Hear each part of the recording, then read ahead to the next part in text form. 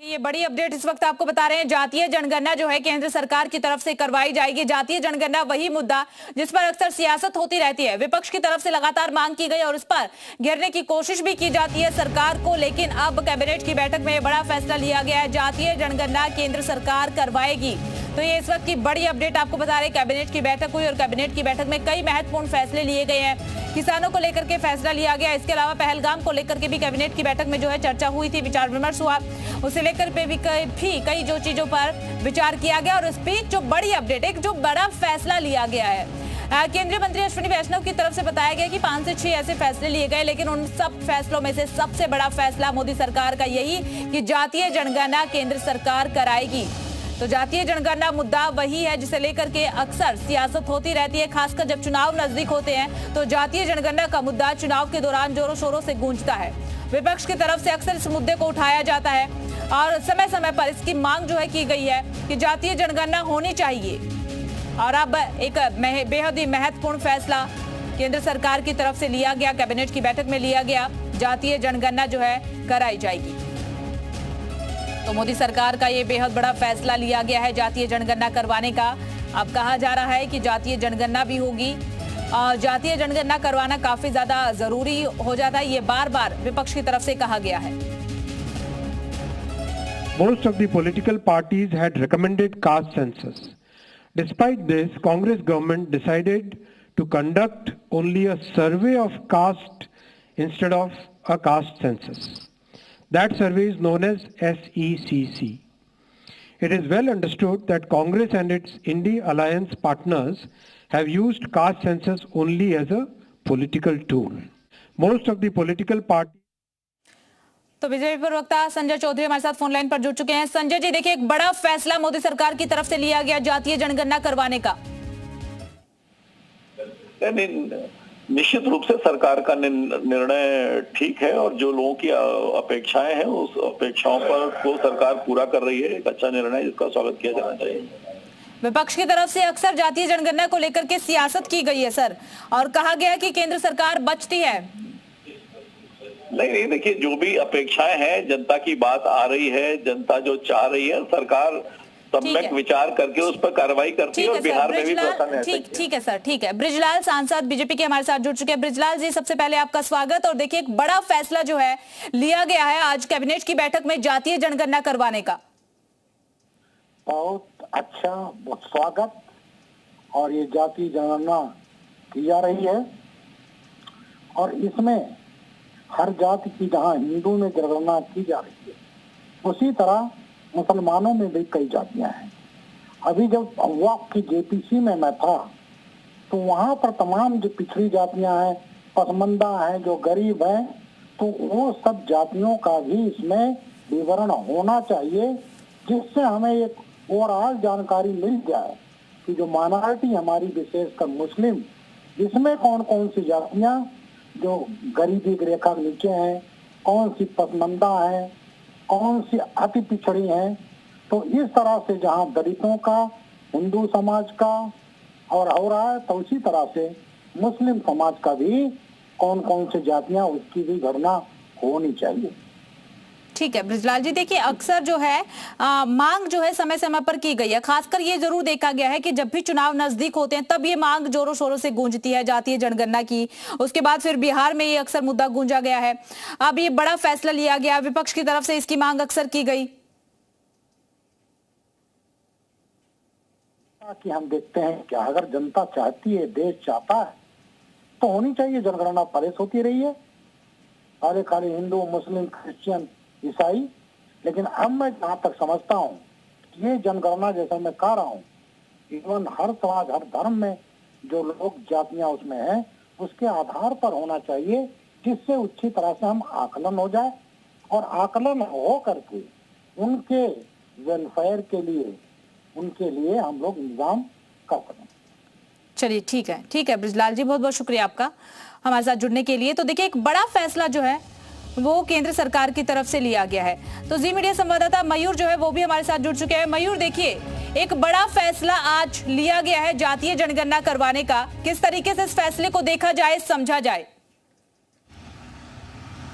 देखिए, एक बड़ा विषय जो कि विपक्ष के लिए एक बड़ा मुद्दा बना हुआ था पिछले कई सालों से, खासतौर पे समाजवादी पार्टी के लिए, कि जातीय जनगणना होनी चाहिए। कांग्रेस भी उसमें साथ में आई, बहुजन समाज पार्टी भी इसको लेकर आवाज जो है उठा चुकी है कि जातीय जनगणना होना बहुत जरूरी है। जब जातीय जनगणना होगी तो जितने जाति के जितने लोग हैं उसके अनुसार उनको आरक्षण दिया जाए, जो है वो जाए चाहे गए। तो अब ये बड़ा फैसला मोदी कैबिनेट की तरफ से जो लिया गया है कि जो जनगणना 2011 में लास्ट सेंसस जब हुआ था, उसके बाद जनगणना तो अब जरूर होगी, लेकिन उसी के साथ जातीय जनगणना भी होगी, यानी कि लोगों की जाति भी पता लगाई जाएगी कि किस जाति के अलग अलग राज्यों में कितने लोग हैं। उसके हिसाब से अब आगे देखना होगा कि उनके लिए क्या प्लानिंग होगी। लेकिन विपक्ष के पास जो बड़ा मुद्दा था, जो बड़ा सवाल था सत्ता पक्ष के लिए, उस पर कहीं ना कहीं अब ब्रेक लगाता हुआ ये जो फैसला है वो नजर आएगा, क्योंकि ये एक बड़ा ट्रम्प कार्ड है केंद्र सरकार की तरफ से कि जो जातीय जनगणना की मांग लगातार की जा रही थी, जो एक बड़ा मुद्दा बनाया गया था, जिसको भुनाने का पिछले कई, चाहे वो लोकसभा चुनाव हो, चाहे वो उत्तर प्रदेश का विधानसभा चुनाव। लौटेंगे आपके पास। हमारे साथ सुधा मिश्रा, कांग्रेस प्रवक्ता, जुड़ चुके हैं फोन लाइन पर। सुधा मिश्रा जी, आपका रुख करते हुए देखिए, एक विपक्ष की तरफ से अक्सर ये मांग की गई है, इंडिया अलायंस की तरफ से अक्सर कहा गया है कि जनगणना होनी चाहिए, और अब केंद्र सरकार की तरफ से बड़ा फैसला ले लिया गया है जातीय जनगणना का। तो कैसे देखेंगे आप इस फैसले को? इसे हम क्या कहें कि अपने देश में हर वो चीज मानी जाती है जो राहुल जी कहते हैं, लेकिन सरकार चेतती बहुत देर में है। दिक्कत इस बात की, आपने देखा कि जिस तरह पहलगाम पे हमला हुआ और इन्हीं के ऑफिशियल हैंडल से जिस तरह से धर्म और जाति की बात करके इस देश में बेमनस्त करने की कोशिश की गई, ये दिखाता है भाजपा की जो चाल चेहरा है। आखिर उसी बात पे आने के पहले आप इस देश में इस तरह जो कृत्य करते हैं वो जितना निंदा की जाए उतनी कम है। आज खुद उनको वही बात कहनी पड़ रही है जो लगातार राहुल जी कई चुनावों से कह रहे हैं और जिसकी जरूरत इस देश में है, क्योंकि जाहिर सी बात है आपको पता ही नहीं होगा कौन कितना है, तो आप उसके लिए हित का कर कैसे पाएंगे। मैं इस बात का मैं जानती थी कि करना चाहिए और होना चाहिए, सरकार नहीं कर रही थी, लेकिन सरकार कम से कम चेती तो। उसके चेतने से किसका कितना भला होगा इस पे तो आगे आप देखेंगे। लेकिन राहुल जी के स्टैंड पे सरकार हर बात, चाहे वो काला धन की बात हो, जितनी भी चीजें सरकार ने नहीं करने की कोशिश किया था, उस पे राहुल जी का जो स्टैंड था वो आखिर में सरकार को मानना पड़ा है। उसके बावजूद इस देश के लोग मात्र विपक्ष पे चढ़ने की कोशिश करते हैं, अपने न कार्यों की बात करेंगे, न वो क्या कर रहे हैं क्या नहीं कर पा रहे हैं उस पे कहीं बात नहीं करते हैं। लेकिन फिर भी स्वागत करते हैं हम लोग, जाहिर सी बात है हम उसी की तो मांग कर रहे थे। कम से कम सरकार को देर आए दुरुस्त आए, कुछ तो इनको सद्बुद्धि आई कि इनको समझ में आए कि इस देश की जरूरत क्या है, किस चीज से इस देश का भला होने वाला है, कैसे इस देश के लोगों के भले के कार्य हो सकते हैं। इस पे कम से कम सरकार हमारे कांग्रेस के साथ, हमारे गठबंधन के साथ, हमारे विपक्ष के साथ स्टैंड लेते हुए दिख रही है। ये बहुत बड़ी जीत है हमारे। सुधा जी, विपक्ष का मजबूत होना, देखिए सुधा जी, विपक्ष का मजबूत होना काफी ज्यादा जरूरी होता है, और जब विपक्ष एकजुट होकर के मजबूती से कोई आवाज उठाता है तो उसको सुना जाता है, उस पर विचार किया जाता है। शायद वही वजह है कि आज ये फैसला जो है लिया गया है। मैं इस पे इंटरप्ट करूंगी आपको। इस देश में बेमनस्त फैला देने के बाद आप कोई भी मैजिस्ट्रेट लो, उसे कोई फर्क पड़ता नहीं है, फिर भी स्वागत हम कर रहे हैं। लेकिन जिस तरह से पहलगाम के हमले के बाद इनके ऑफिशियल हैंडल से इस देश को बांटने की कोशिशें की गई हैं, ये आप भी जानती हैं किस हद तक आप इसकी सरकार को बोलना पड़ा, एजेंसियों को बोलना पड़ा कि इस तरह के कृत्य न किए जाए। जबकि एक बार भी न तो प्रधानमंत्री न तो गृह मंत्री ने कहा इस बात को, वो पर्यटक बोल रहे थे, लेकिन उसके बाद भी इनके हैंडल से उस बेचारे व्यक्ति जिसका पति मरा, उसके उस शव के साथ उसकी गिबली बना के ये लोग जिस तरह से कि धर्म पूछा जाति नहीं, जिस तरह फैला रहे, जो नैरेटिव में सेट करने की कोशिश कर रहे थे, उसी पे इन्हीं की लताड़ है। इन्होंने खुद अपने आप पे तमाचा मारा है। ऐसे तो सुधा मिश्रा जी, फिर मैं अखिलेश यादव का जिक्र करूंगी। अखिलेश यादव ने भी एक्स पर पोस्ट किया। जिक्र सरकार की करिए कि सरकार जिस तरह खुद को थप्पड़ मार रही है। और राहुल जी सुनिए, राहुल जी के ही स्टैंड पे सरकार को आना पड़ रहा है। ये कब आप लोग मानेंगे? कब आप लोगों को समझ में आएगा कि राहुल जी जो बात सही कह रहे होते हैं सरकार मानती वही है। लेकिन हम तो कुछ कह ही नहीं रहे, हम तो यही कह रहे हैं कि विपक्ष ने मजबूती से आवाज उठाई।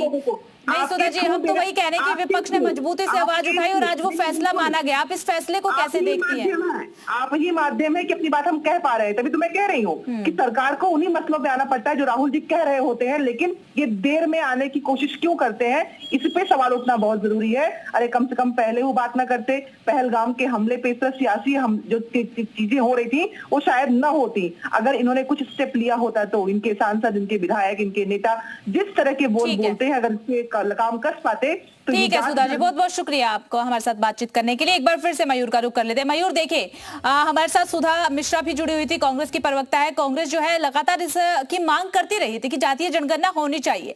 अब फैसला ले लिया गया, फैसले का स्वागत तो कर रही है, लेकिन साथ ही साथ ये भी कहा जा रहा है कि देर से लिया गया, ये फैसला पहले आ जाना चाहिए था।